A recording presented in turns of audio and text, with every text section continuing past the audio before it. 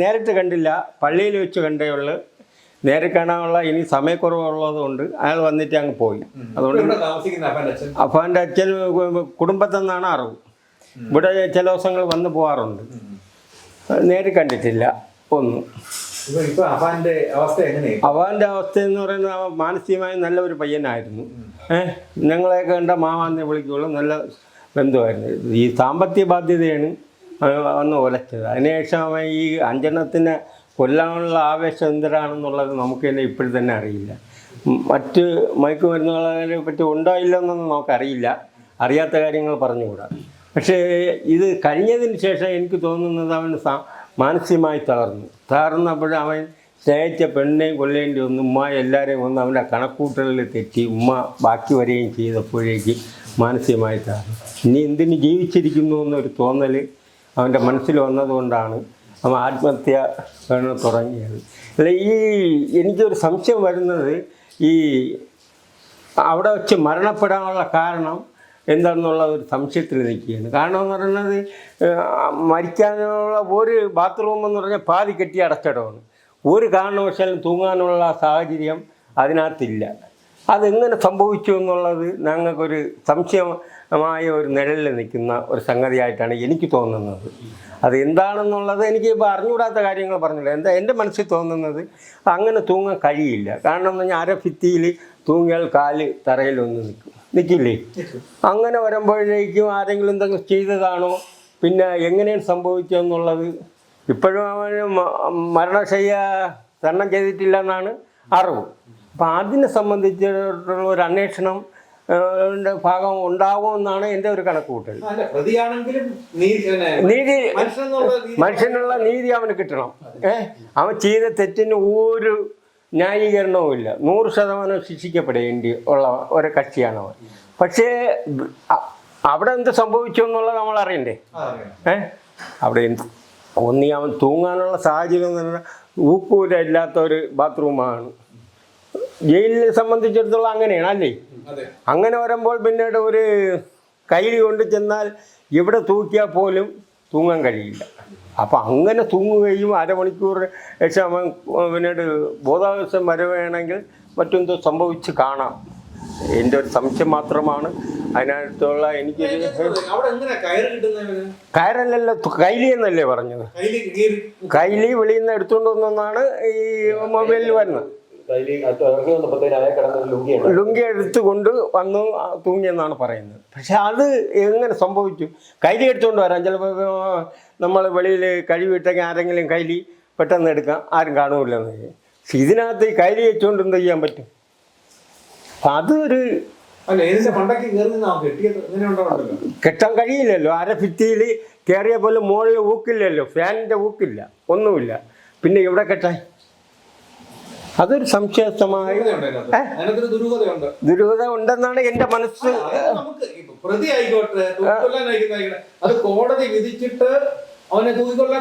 അല്ല, അവന്റെ ശിക്ഷ അവന് 100% അർഹതയാണ് ഉണ്ടാവണം. കോടതിയിൽ എന്ത് സംഭവിച്ചു, അല്ല ജയിലിൽ എന്ത് സംഭവിച്ചു എന്നുള്ളത് ജനം അറിയണം. പൊതുപ്രവർത്തകരെന്നുള്ള അല്ലെ നാട്ടുകാരെന്നുള്ള നിലയ്ക്ക് അതിനകത്തൊന്ന് സംഭവിച്ചു. അവൻ ജയിലിൽ ഇന്ന് പുറത്തിറങ്ങരുത്, ശിക്ഷ അനുഭവിക്കേണ്ടവനാണ്.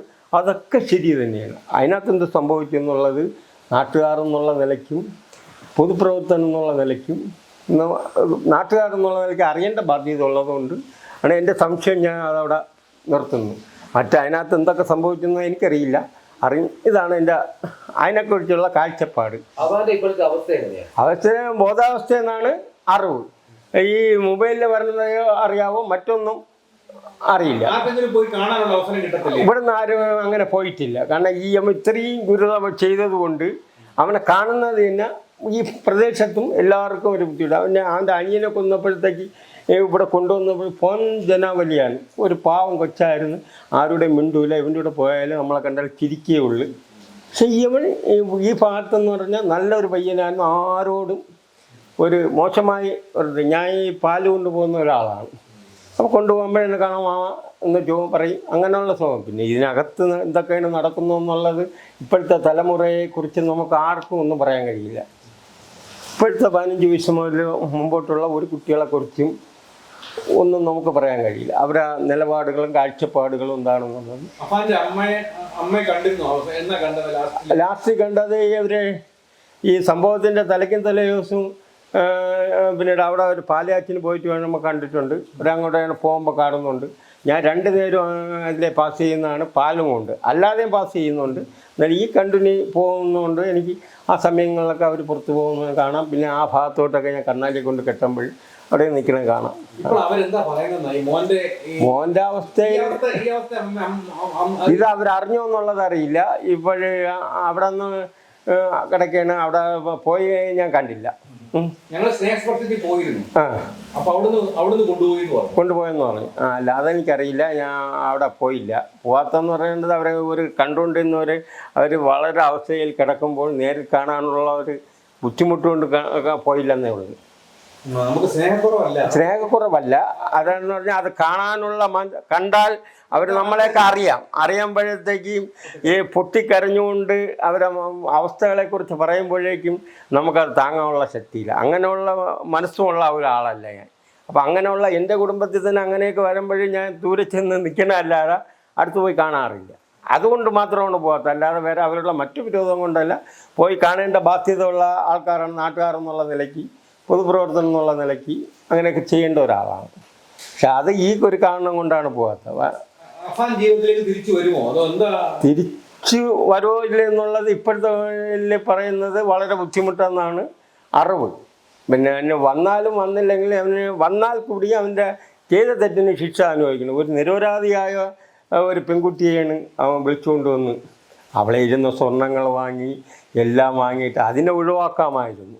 മറ്റെല്ലാം കുടുംബമായുള്ള പ്രശ്നങ്ങൾ പലതും കാണും.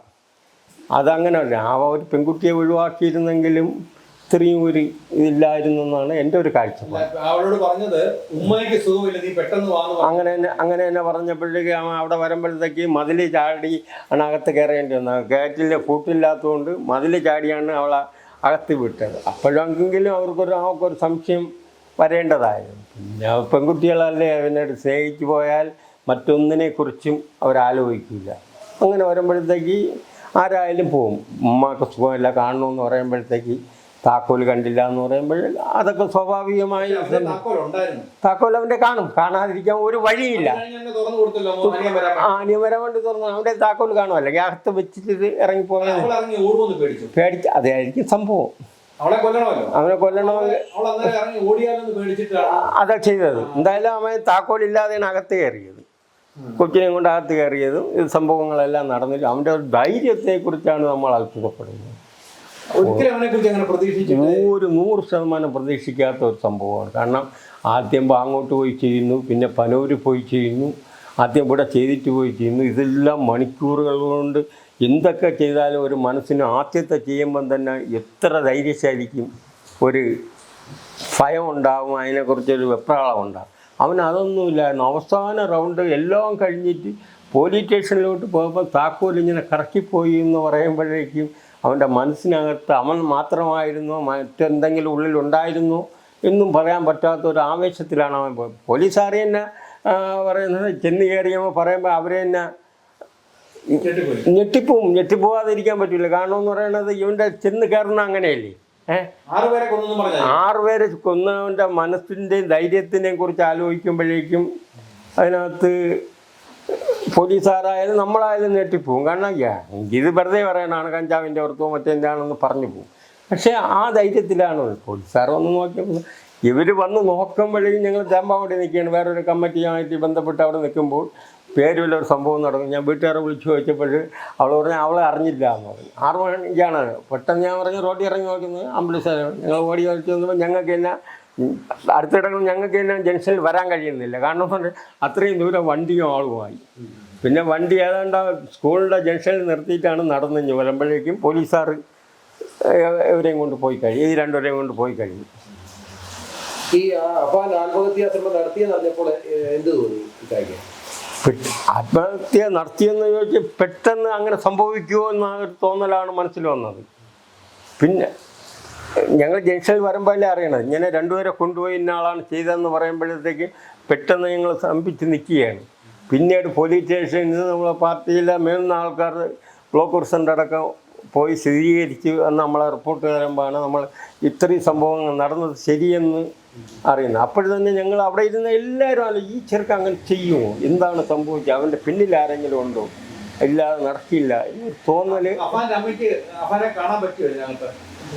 കോടതിയിൽ കാണാൻ പറ്റിയില്ലെന്നാണ് അവർ കാണാൻ പറ്റില്ല. പിന്നെ രണ്ടാമത് കാണണ്ടെന്നും അവർ പറഞ്ഞു. അവർ പല അഭിപ്രായം പറയുന്നുണ്ട്. അതിനെ മാറി മാറി പറയുന്നുള്ളതുകൊണ്ട് അതിനെ അറിഞ്ഞുകൂടാ. ഇനി കോടതി കൊണ്ടുപോയെന്ന് വെച്ചാൽ എനിക്ക് അതിനെക്കുറിച്ച് അറിയില്ല.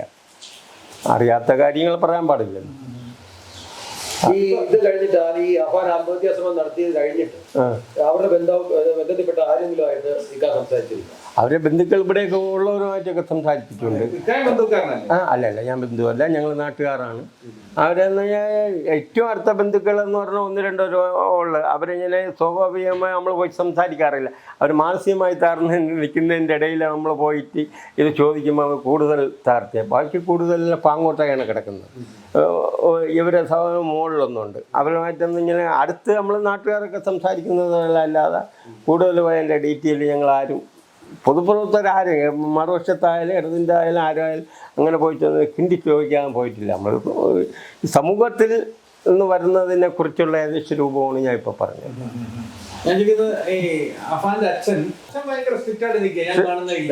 കാണുന്നതില്ലാന്ന് സ്ട്രിക്റ്റായിട്ട് നിൽക്കുന്നുണ്ട്. ഇടയ്ക്ക് ഇവിടെ വന്നിട്ട് പോണത് ഞാൻ കണ്ടു.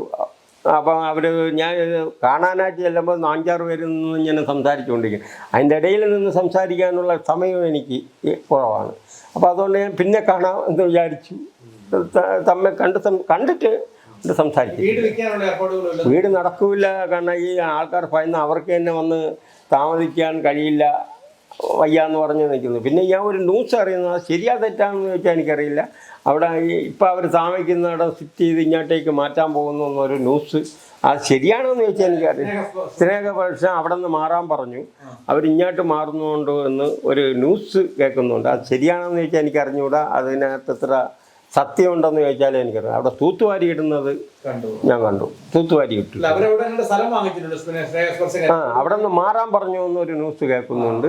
തിരിച്ച് ഇവിടത്തേക്ക് ഷിഫ്റ്റ് ചെയ്യുന്നുണ്ട്. അത് ശരിയാണെന്ന് ചോദിച്ചാൽ അറിഞ്ഞുകൂടാ. എന്തായാലും തൊട്ടടുത്ത് താമസിക്കുന്ന ഒരാളാണ് എൻ്റെ കൂടെ പറഞ്ഞത്. ആ വീട് പിന്നെ വിൽക്കാൻ പറ്റും, അല്ലെങ്കിൽ പറ്റില്ല. അഫാന്റെ അച്ഛൻ ഏറ്റവും കൂടുതൽ ബുദ്ധിമുട്ട് വന്നത് സ്വന്തം അമ്മയെ കൊന്ന 7 വർഷമായിട്ട് കാണാനായിട്ട് കൊതിച്ചിരിക്കുമായിരുന്നു അല്ലേ? മക്കളെ സംബന്ധിച്ചിടത്തോളം ഒരു പ്രായമായി കഴിഞ്ഞാൽ ഏറ്റവും കൂടുതൽ സ്നേഹം ഉമ്മമാരുടെയാണ്. അത് കഴിഞ്ഞാൽ അവർ നൊന്ത് വളർത്തിയ കാണാനുള്ള ആഗ്രഹം അത് മനസ്സിൽ തട്ടിയാൽ പിന്നീട് മക്കളായാൽ പോലും ആരായാൽ പോലും അത് പ്രതികരിക്കാനും വളരെ കഴിയില്ല. അത് ആർക്കായാലും കഴിയില്ല. അയാൾക്കായാലും ശരി, എനിക്കായാലും ശരി, ആർക്കായാലും ശരി. വാപ്പായും ഉമ്മായും കഴിഞ്ഞ് മറ്റൊരാൾ നമ്മൾ ഭാര്യയായാലും മക്കളെയായാലും ആദ്യത്തെ കണ്ണം ഉമ്മായും രണ്ടാമത് വാപ്പായും കഴിഞ്ഞാണ് ഭാര്യയെയും മക്കളെയൊക്കെ നമ്മൾ വീട്ടിൽ. ഇപ്പം ഭാര്യയ്ക്ക് വേണ ഉമ്മാക്കും ഒത്ത് വന്നാൽ രണ്ടുപേരും രണ്ടിടത്താണെങ്കിൽ ഏറ്റവും മുമ്പേ ചിലപ്പോൾ ഓടാൻ പോകുന്നത് ഉമ്മാരുടെ അടുത്താക്കിയായിരുന്നു. അത്രയ്ക്കാണ് തള്ളവരുടെ മക്കൾക്ക് സ്നേഹം കൂടുതൽ. ഏത് മക്കൾക്കായാലും ഇനി ഇത്രയേ എന്നാണ് എൻ്റെ ഒരു കാഴ്ചപ്പാട്. നമ്മളങ്ങനെയാണ്. കൂടുതൽ വാർത്തകളും വിശേഷങ്ങളും നിങ്ങൾക്ക് ലഭിക്കാൻ കേരളീയം ന്യൂസ് സബ്സ്ക്രൈബ് ചെയ്യുക. കൂടെ ബെൽ ബട്ടണും അമർത്തുക.